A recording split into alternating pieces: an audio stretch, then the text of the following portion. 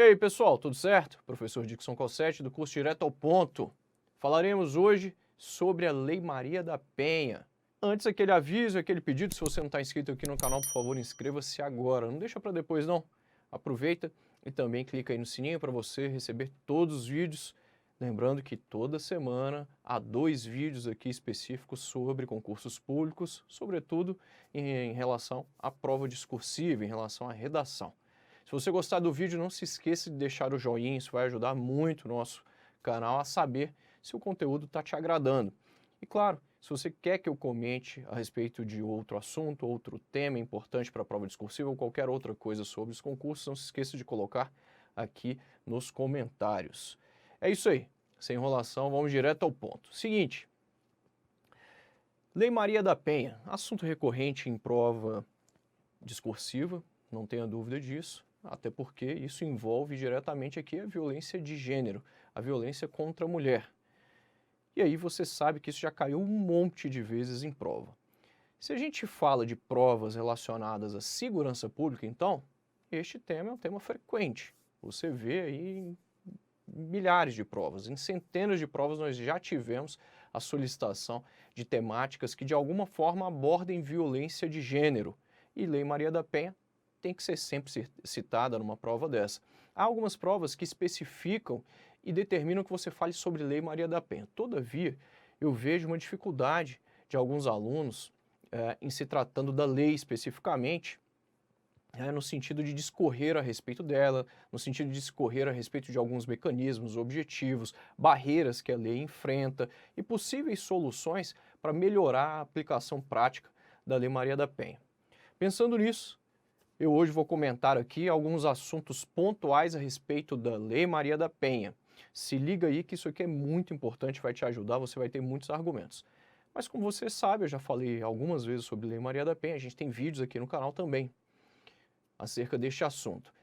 E aí, eu vou abordar aqui basicamente alguns tópicos que são importantes para você fazer uma boa redação. São os tópicos que, por exemplo, eu solicito em uma das propostas de tema do meu curso de redação para PMDF. O curso está sensacional e essa é uma das propostas. Eu considero, inclusive eu falei isso aqui no curso, eu considero esta proposta uma das mais complexas para o aluno conseguir de fato interpretar o que eu solicito no comando e redigir num espaço de 30 linhas acerca de tudo que eu peço neste texto. Vamos então a estes pontos e vamos aos comentários sobre eles. Tenho certeza de que você vai gostar. Se liga aí. Seguinte, primeira coisa é a gente entender qual é o objetivo central da Lei Maria da Penha. Ela tem vários objetivos, mas o objetivo principal é você prevenir e coibir, ou seja, reprimir a violência de gênero. Por que essa norma é importante? Então, a primeira coisa tem a ver com o objetivo principal dela. E a segunda coisa, por que esta norma é uma norma importante? A Lei Maria da Penha, ela representa um relevante marco jurídico na defesa do direito das mulheres.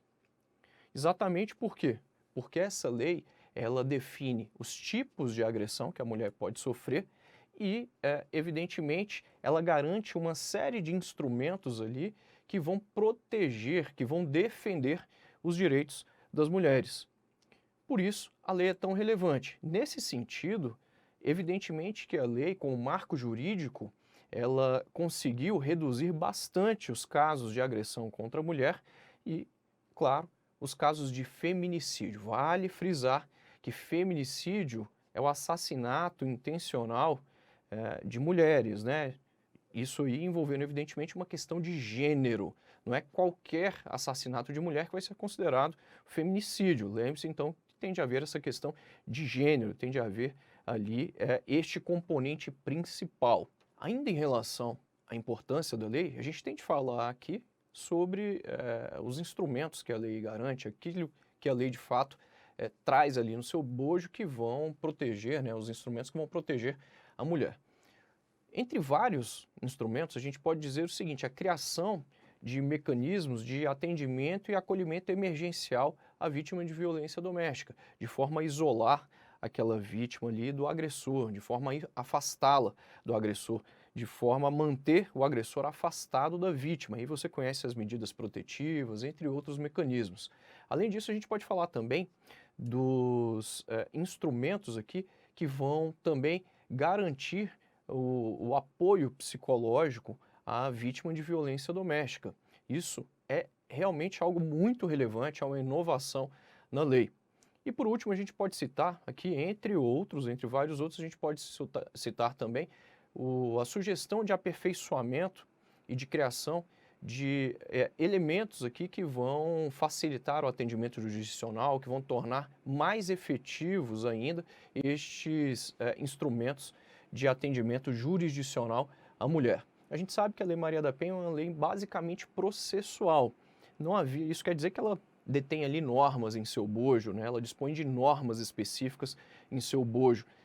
Ela não seria uma lei penal na sua totalidade. Ela não tinha um único crime sequer prevista ali nos seus artigos. No entanto, a gente sabe que hoje existe um crime que foi capitulado lá na Lei Maria da Penha, que é exatamente o descumprimento de medida protetiva. Este é o único crime que está abrigado no teor da lei. Em relação aí às dificuldades, às barreiras relacionadas à aplicação da lei. Como você viu, a lei ela é algo extremamente completo, ela é complexa até, mas na teoria ela é fenomenal. Mas na prática, será que a gente consegue dar efetividade à lei? A gente sabe que, evidentemente, muitas mulheres continuam morrendo no Brasil em razão de feminicídio. Muitas mulheres continuam sendo agredidas. Dixon, e aí? Se a lei é tão boa assim, ela é tão relevante, por que ela não consegue deter ainda mais os casos de agressão às mulheres ou os casos de feminicídio? Como você bem sabe, já viu várias vezes, muitas mulheres, infelizmente, estão morrendo mesmo tendo denunciado seus agressores, mesmo ali com uma medida protetiva sendo exarada contra determinado homem, contra determinada pessoa, contra determinado agressor. Mas mesmo com essa medida protetiva, essa mulher morre. E aí, Dixon, a lei não está sendo tão efetiva. Evidentemente que a lei é efetiva, mas na prática a gente percebe que em alguns momentos a gente não consegue fazer com que a lei surta todos os seus benefícios para as mulheres. Por quê, especificamente? Bom, a gente tem algumas causas relacionadas a isso, mas uma delas é a falta de pessoal, por exemplo. As polícias não conseguem ter servidores suficientes para deixar ali na casa de toda mulher para ver se, por exemplo, a medida protetiva está sendo cumprida, para ver se aquele agressor não está ali próximo à vítima, não está, por exemplo, ameaçando a vítima, não chegou próximo à casa da vítima. A polícia não consegue fazer isso. A polícia depende muito da atuação da vítima de agressão, que ela comunique à polícia, ó, esse cara ainda está me ameaçando, ele está vindo aqui na minha casa mesmo com a medida protetiva. E a gente sabe que, infelizmente, isso continua acontecendo. Então a polícia depende muito da vítima, depende muito ainda dos familiares, dos vizinhos que estejam ali por perto, ou de qualquer pessoa que tenha esse conhecimento, para falar, ó, eu vi aquele agressor ali à frente da casa da vítima, eu vi aquela pessoa ali próxima à casa da vítima, eu sei que ele continua ameaçando a vítima. Então, a gente tem aqui uma das causas relacionadas a isso, a carência de pessoal. Mas há também aqui a carência de estrutura específica das delegacias que fazem o atendimento à mulher vítima de violência doméstica. Dixon, essa estrutura ela é muito importante? É muito importante. Há lugares, por exemplo, que a gente não tem uma delegacia especializada para atendimento à mulher. E como você sabe, a vítima precisa de um acolhimento diferenciado, a vítima de violência doméstica. E aí, as delegacias precisam serem aprimoradas nesse sentido. O atendimento à mulher é um atendimento que deve ser feito por um servidor especializado, um servidor que tem treinamento para fazer esse atendimento à mulher. Preferencialmente, de acordo com a Lei Maria da Penha, o servidor que vai fazer esse atendimento à vítima de violência doméstica, ele tem de ser do sexo feminino. E aí há uma limitação, há uma barreira também para esse tipo de atendimento. Mas há outras coisas aqui para a gente falar? Sim, há outras coisas. Por exemplo, a falta de casas de proteção à vítima de violência doméstica para realizar esse acolhimento. Pense aqui comigo. A mulher foi vítima de uma agressão por parte de um companheiro dela e ela reside na mesma casa que o companheiro. Muitas vezes a casa é até do companheiro ou a casa é dos dois. como é que essa vítima, após denunciar esse cara, vai voltar para a mesma casa em que esse cara reside? Concorda comigo? Vai ficar difícil. Se ela tiver uma medida protetiva, esse cara vai ser afastado do lar, mas ele pode voltar lá a essa casa.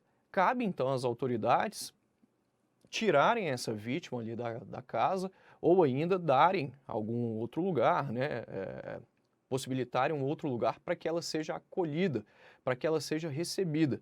Então, essas casas de atendimento, de fato, devem ter o seu escopo aí aumentado. A gente sabe que isso é uma limitação. Por fim, a gente pode falar aqui dos albergues de tratamento dos agressores. Como a gente sabe, a carência desse tipo de coisa. É fundamental o processo de reeducação de um agressor de mulheres. Por quê? Porque muitas vezes esse cara, culturalmente, ele foi ensinado que a mulher é um objeto. Então, ele tem de ser recebido e ele tem de entender que, de fato, há aqui uma herança cultural muito grande e ele tem de saber, ele tem de ser ensinado a respeitar as mulheres. Por isso, os albergues de tratamento e de reeducação, de reabilitação de homens agressores são fundamentais também. Então falamos aqui de algumas barreiras para a aplicação prática da lei. Perceba que a lei é muito bonita no papel, mas como a gente sabe, na prática, a lei vem tendo aí alguns obstáculos à sua frente e alguns deles são esses aí que eu acabei de citar. Em se tratando da Lei Maria da Penha, é importante você entender qual é o alcance. Dixon, a Lei Maria da Penha é só para as mulheres? Não. A Lei Maria da Penha, ela tem a ver aqui com violência doméstica e familiar. Ela tem tudo a ver com violência de gênero. Mas ela se aplica a quem? Ela se aplica ao namorado, ao companheiro, ao marido, ao noivo. Ela se aplica também aos ex-companheiros da vítima. Há um dado aqui muito relevante, cerca de 77% dos casos de feminicídio, eles são cometidos ou pelo atual companheiro da vítima ou pelo ex-companheiro. É um dado significativo, concorda? Então, ela alcança estes caras, mas ela alcança também aqui os familiares, né? O companheiro, o ex-companheiro, ele pode residir com a vítima e ele também pode não residir com a vítima. Ele pode morar numa outra casa diferente. Ele também vai responder pela Maria da Penha. Em relação aos familiares, podem ou não residir com a vítima. Aí pode ser o pai, o filho, o neto, o avô. Dixon, pode ser alguém que não mora na mesma casa? Também. Pode ser um tio que não mora na mesma casa que ela, um cunhado, por exemplo. Ele também vai responder pela Lei Maria da Penha. E uma pessoa que não é parente, Dixon, por exemplo, um vizinho que não reside ali na casa e nem é parente, pode responder? Também. Pode responder pela Lei Maria da Penha. Entenda, então, que a Lei Maria da Penha envolve tudo isso aí, ela alcança todas essas pessoas. Em relação aqui ao fato de que se, por exemplo, pessoas transgênero podem ou não responder pela Lei Maria da Penha, eu não vou entrar nesse detalhe aqui, porque a gente tem decisões diferentes relacionadas a isso, mas hoje, de uma forma geral, é que, por exemplo, a pessoa transgênero, ela de fato pode ser abrigada, ela pode ser vítima de violência doméstica e ela pode ser abrigada pela Lei Maria da Penha. Em relação às agressões que são cometidas contra essa pessoa, isso também é controverso. Então não vou entrar nesses detalhes aqui, mas há uma controvérsia em relação a isso. Entendido, Dixon? E agora? Agora a gente vai falar o seguinte, sobre uma das barreiras que eu comentei aqui, que é muito relevante nesse cenário, em relação à carência de pessoal. Por que que a carência de pessoal é algo significativo para que a lei seja efetivamente cumprida? Porque a polícia presta um papel extremamente relevante no processo aqui de proteção das mulheres, não só ali prevenindo a violência doméstica, mas especialmente reprimindo os casos de agressão. Além de tudo, a polícia ela faz a investigação de todo o caso aí para que a gente tenha a punição dos agressores. Além disso, a gente pode citar que a polícia normalmente é a instituição que realiza o primeiro atendimento da vítima. E esse primeiro atendimento, ele é um atendimento significativo, como eu já havia mencionado. Aqui a gente tem de falar de revitimização. O que é revitimização? Revitimização pode ser considerada também violência institucional ou violência secundária. E o que é esse processo? É o processo de violência sistemática das mulheres.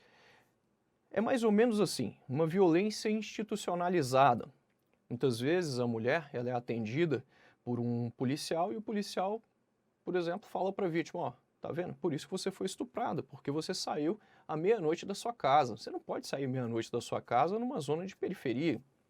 A vítima já está sofrendo trauma, já sofreu uma agressão gravíssima muitas vezes e o policial ainda faz isso com ela. Ele faz com que a vítima, por exemplo, se sinta culpada pelo que aconteceu, quando na verdade é o agressor que é o culpado pelo que aconteceu.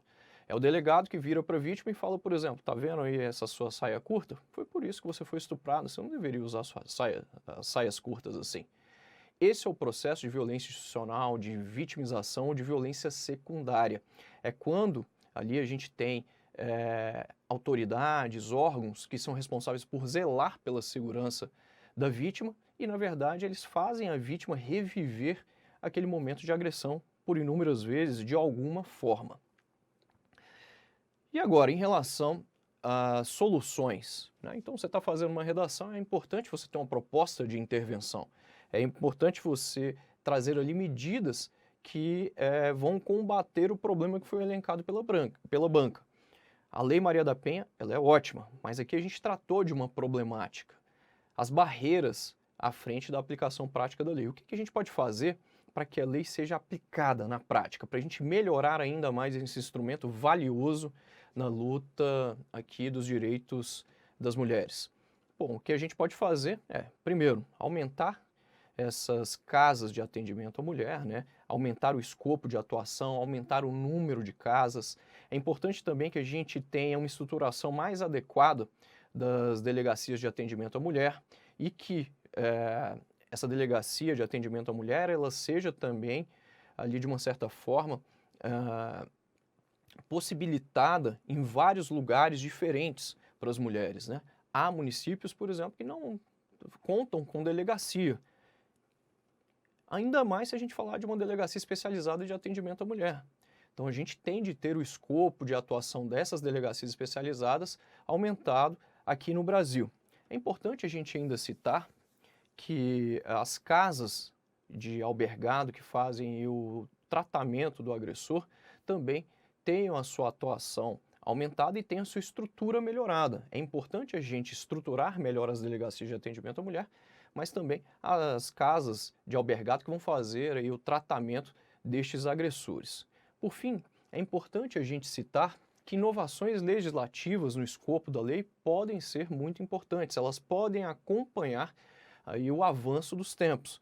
Por isso, a Câmara dos Deputados e o Senado são órgãos importantíssimos neste processo de inovação, de acompanhamento aí dos casos de agressão e de violência à mulher. Por último, posso ainda ressaltar aqui a necessidade de você contratar novos servidores para fazer o atendimento às mulheres e, claro, para fazer também ali o acompanhamento das medidas protetivas, né? Se aquela medida protetiva está sendo executada da forma correta. Outro sim, é importante que os servidores sejam treinados para fazer o atendimento à mulher, para evitar a revitimização e para acolher a mulher e defender seus direitos familiares, patrimoniais, morais, entre outros. É isso aí. Eu espero que você tenha gostado.